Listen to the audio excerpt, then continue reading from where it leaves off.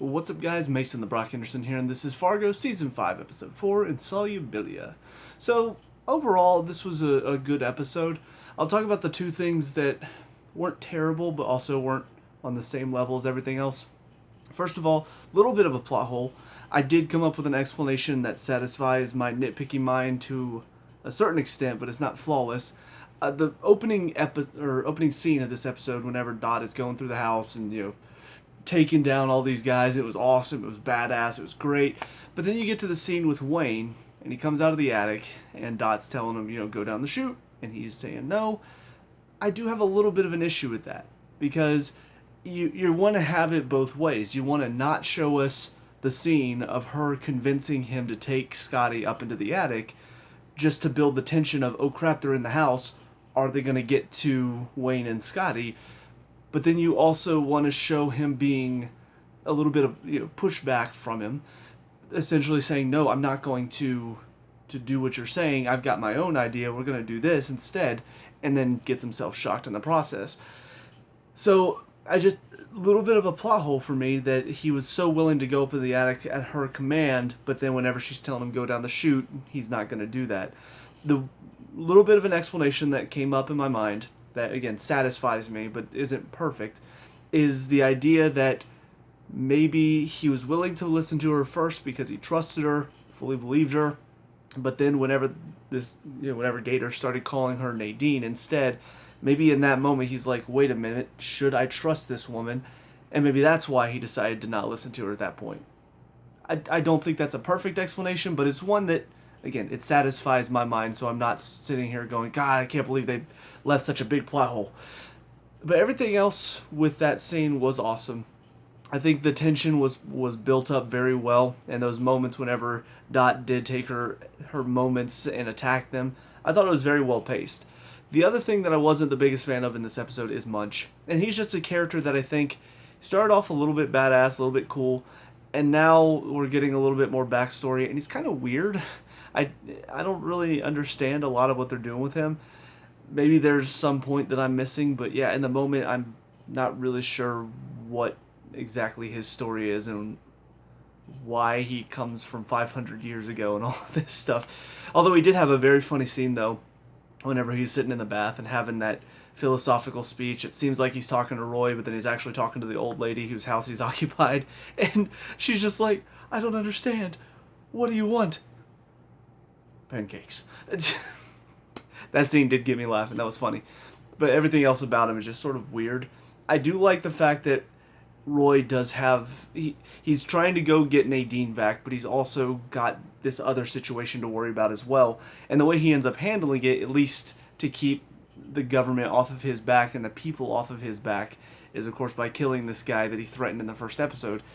But he knows that Munch is still out there, and he's still going to be coming after him, and it's something that he does need to stay on alert for. So I like, again, that idea of multiple sides playing chess at the same time.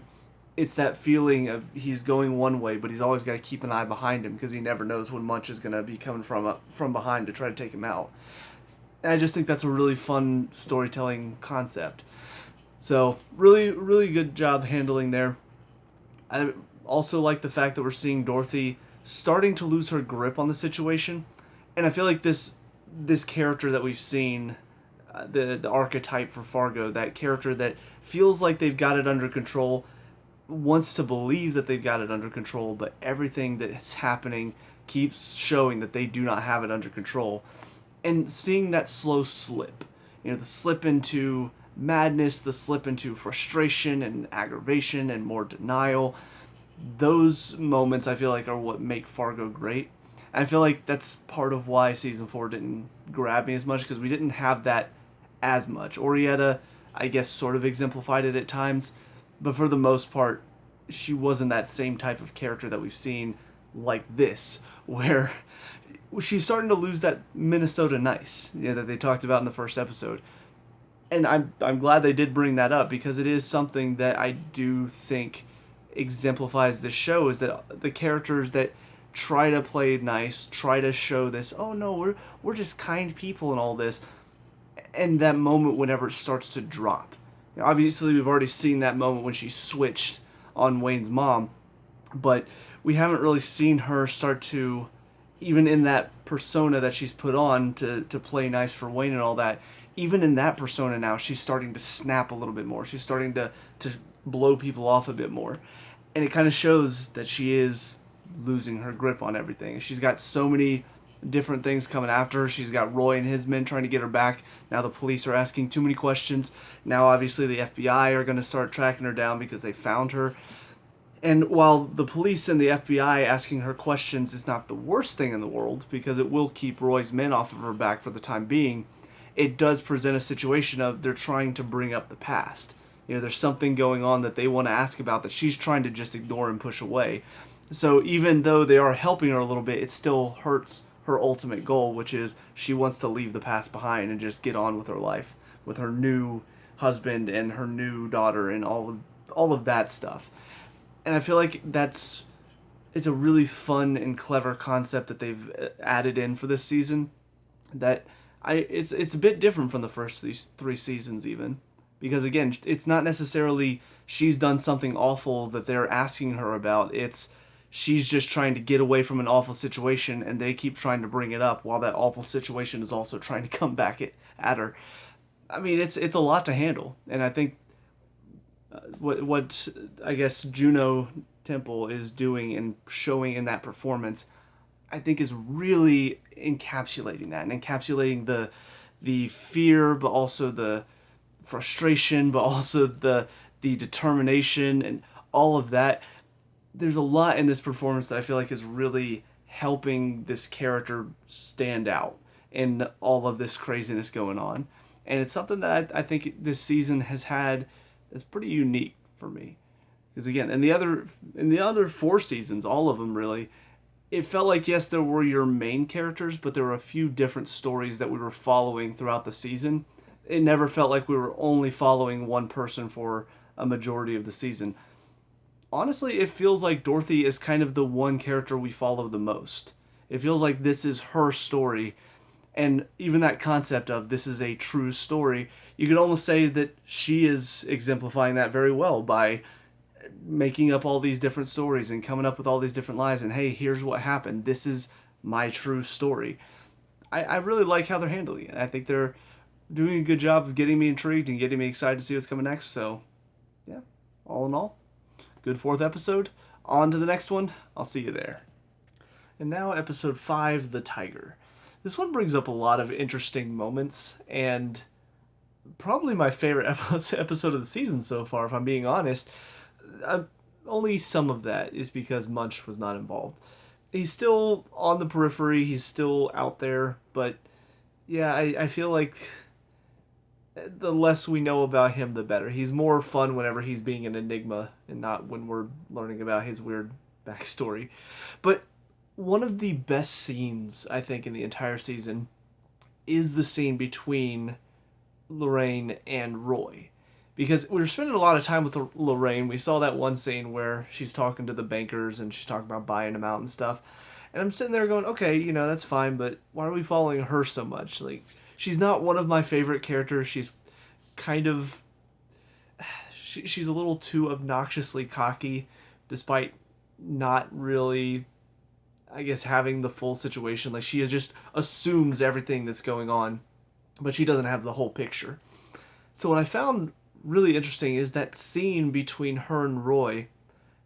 What's really, I think, well done and well put together about that storyline is the fact that Roy could help her if she could get Dorothy and Wayne out of their marriage.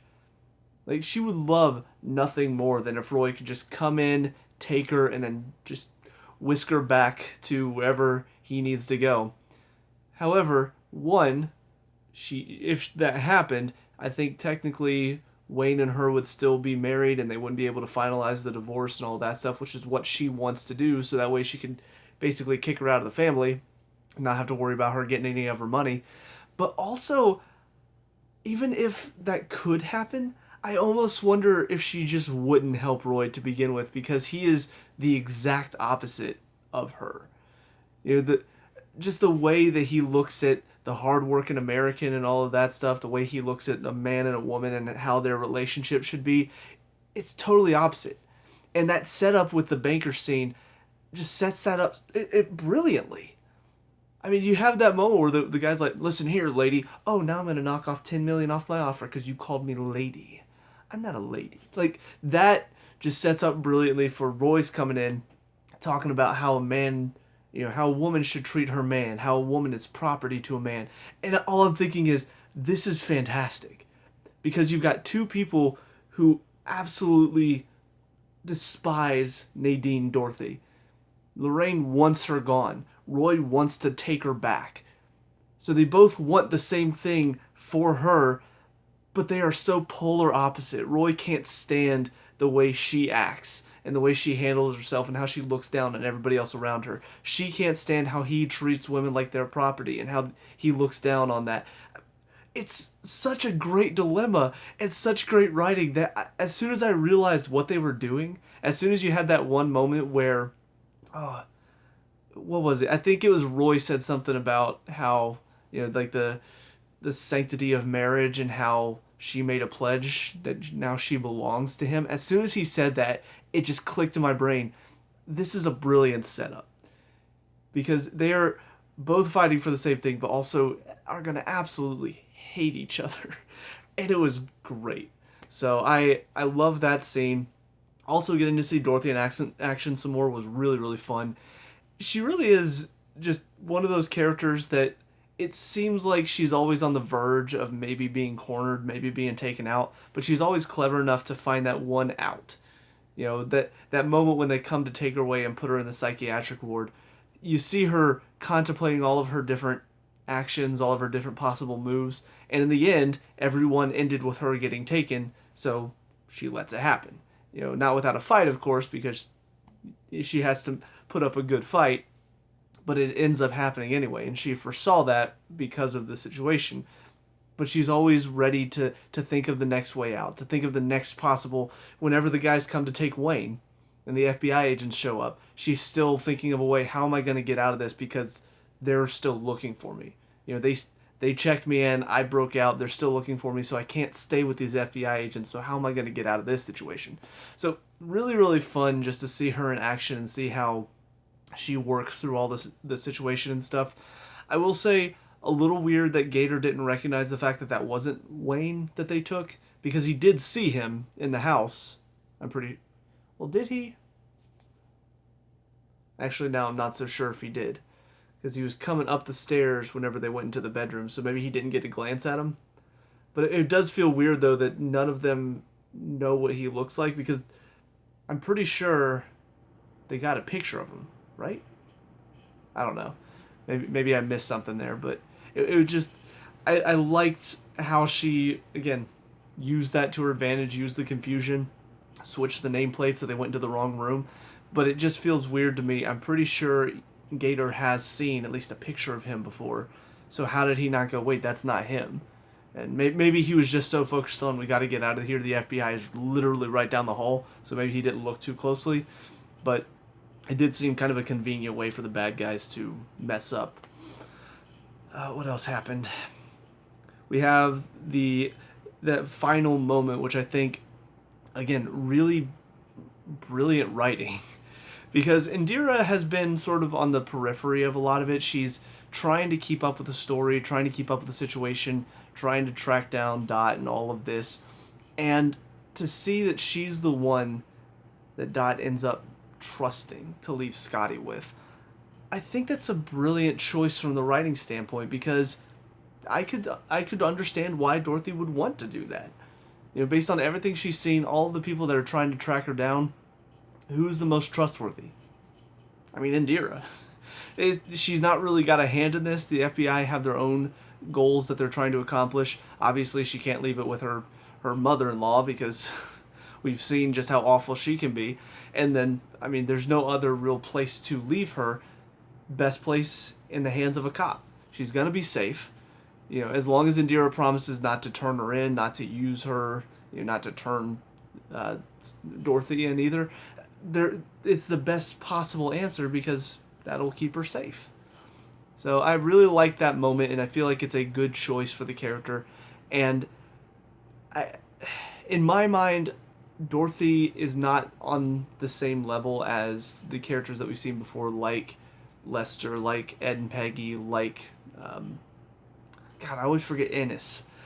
Those characters, they had that dark side of them. They had that thing about them that while they were sympathetic, you still felt like in the end you're gonna get what's coming to you because you're doing some bad stuff.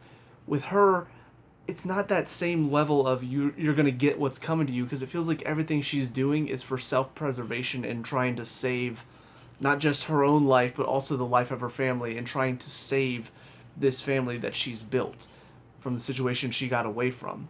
So everything she does is painted in this light of, you kind of understand, you kind of see she's trying to survive. She's trying to get away from these awful people. So it's not on the same level as, Lester trying to cover up the murder of his wife, or Ed and Peggy trying to cover up their hit and run that they committed. Ennis trying to cover up his shady business dealings that he did with VM. All of those, you had that sense of you're doing wrong things, and you know you're doing wrong things, and you can't get away from it. With her, it's just not the same. And so I feel like this story, I don't really know where it's going to go. Because in the past, I would have expected at the end of it, even if Dorothy does manage to make it out alive, she's still not going to make it out in the end clean. At some point, things are going to backfire on her. But I don't know, based on how they're telling the story, based on the fact that, again, she's not necessarily doing bad things to get away from a situation that she caused. It's, again, self-preservation. Like, is she going to make it out okay? Or is she also going to see punishment for all of the bad things she did, even if it was just trying to save herself? I don't know. But it's definitely got me intrigued, and I think it's good storytelling because it's setting up really well for an intense second half of the season. So I'm looking forward to it. On to the final of these 3 episodes. I'll see you there. And now, episode 6, The Tender Trap. A lot of very interesting moves being made in this one. First of all, I'll talk about probably my favorite move out of all of them, which is Indira going to Lorraine and basically giving her the whole story and also bringing Scotty back to her. I think it's a great play. It's honestly not something I was expecting, mainly because it kind of felt like Lorraine was being made out to be more of the, not the antagonist, like the main antagonist for the season, but one of the side antagonists that was going to give Dorothy some trouble just because of how she felt about her.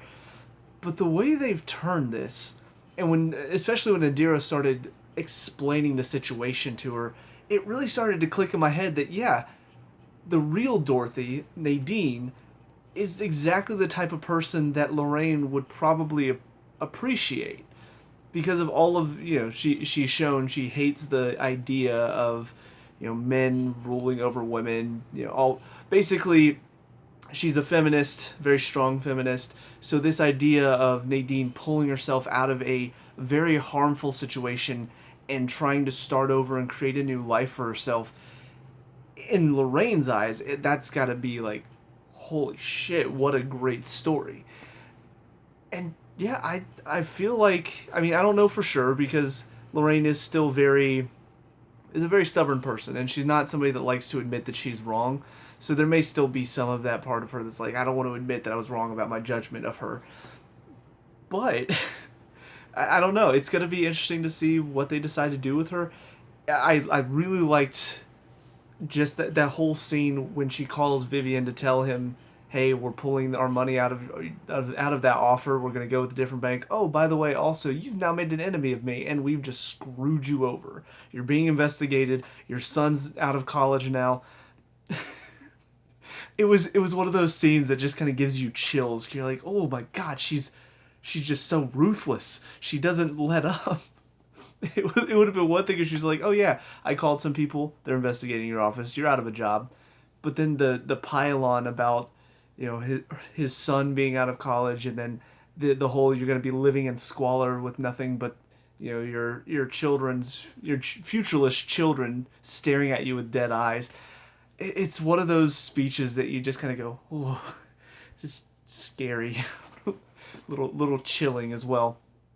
But yeah, I really am excited to see what they do with her character from here on out. Whether she's going to become an ally for Dorothy, or whether she decides, you know what, no, I was right all the time. I'm never wrong about anyone.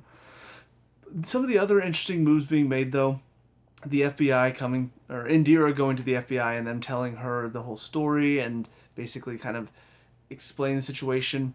It is interesting to see how the FBI views this case. They see Dorothy as more of a means to an end. You know, she's doing all this awful stuff. They want to get her because she is their key to the case. And of course, Indira is looking at it as she's the victim here. You know, she got out of an abusive situation. She pulled herself out of that. Yes, she's doing a lot of bad stuff, but she's trying to survive. And it's kind of what I was mentioning as well. This idea that she is doing bad things, but it's not because she is a bad person. She is the victim. She's trying to stop this awful man from doing things to hurt her and her family. So I don't know exactly how the FBI is going to play into it, but these two definitely seem very goal driven. They're very much, we need to take down Roy. She is the way we can do that, without really looking at it from a human side of things, which is we need to help save her. So their little team up I think is going to be interesting as well. What other things? Oh, right. So Roy and Gator paying Munch, and of course Gator being the bratty little kid that just can't.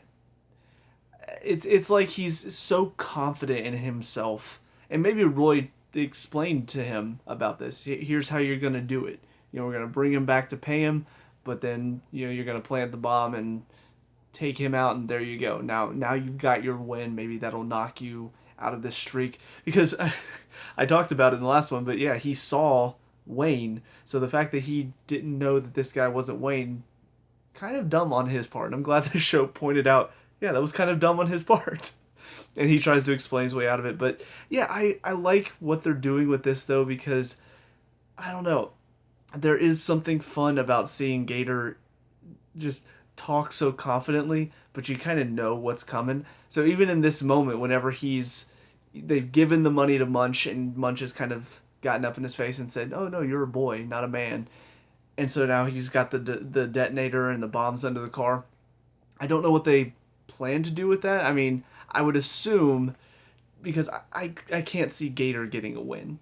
You know, it seems like this season has shown he talks a big game. He thinks he's all this hot shit, but in the end, he is not. So I'm not sure what they're going to do with that. Maybe Munch is going to realize what's going on and get out of the car. Maybe he didn't set the bomb right, and so it's not actually going to kill Munch. It's just going to piss him off. Like, maybe it'll set him on fire, but he'll survive, and then he'll be coming after Gator with a vengeance. I don't know. But it definitely feels like this isn't going to be how that story ends. It's not just going to be, oh, he has a detonator, there's a bomb under the car, click, boom, Munch is dead, Gator wins. I don't think that's going to happen. So I'm definitely curious to see where that story is going to go. Because, again, it is fun to see a character that is so cocky with nothing to back it up consistently get shown up by everybody. I mean, he's been shown up by Munch, he's been shown up now by Dorothy, and now he's probably going to get shown up by Munch again. So, but yeah, I think great episode overall. I did find it a little surprising. I don't think Dorothy was in this episode at all. So that was a little surprising for me, only because she has been so prevalent throughout the season. So her, I guess, not disappearance, what's it called? Her lack of being in the episode. There's a word for it. For some reason, my brain's not coming up with it right now.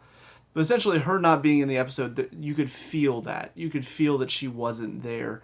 Even though all this other interesting stuff was going on, and it was a good episode overall, and there's a lot of great moments, not having her involved, there's a deficiency? No. I'll come up with a word later. But there is something lacking in this episode because of that. So I'm really looking forward to seeing what she's been doing in the meantime, because I'm assuming she's probably been making moves behind the scenes. But overall, great episode. The one final thing to talk about, which is something I've not really talked too much about, Wayne. He's been a good character so far, and it's been kind of refreshing, because I feel like we've not I don't know. We've had some good characters throughout the seasons, but he just seems genuinely like a nice guy who unfortunately is just caught up in all of this. He married this woman because he loves her, but he doesn't know the whole story, and now it's just things are going wrong for him, unfortunately. He's been a solid character so far, but ever since what happened, him getting electrocuted, the acting has just been so good. Because every scene with him, my heart hurts because the way he portrays this. First of all, he's nailing the performance, but you feel so bad for him. Like he's just yanking the sympathy out of me. It is ridiculously heartbreaking just how sad everything is going for him right now. And all of these scenes, whenever he goes in to talk to Lorraine, and of course she doesn't even really care. Yes, it's her son and she does love him as a mother, but it's not like the top of her list. It's somewhere in the middle. And so just to see him come in and just be all sad and, Mom, I want to come home. It's so so good and so sad at the same time. But yeah, it's not something I've been talking about, but this episode really brought it home just how well this guy's doing at portraying this character. So top notch. Hats off to him. Anyways, with all that being said, that's it for these 3 episodes. So let me know what you guys think down in the comment section below. What were your thoughts on these 3? Let me know. We can talk about and discuss all the good stuff. Leave a like and subscribe for future Fargo reviews, and I'll see you guys at the next one. Peace out.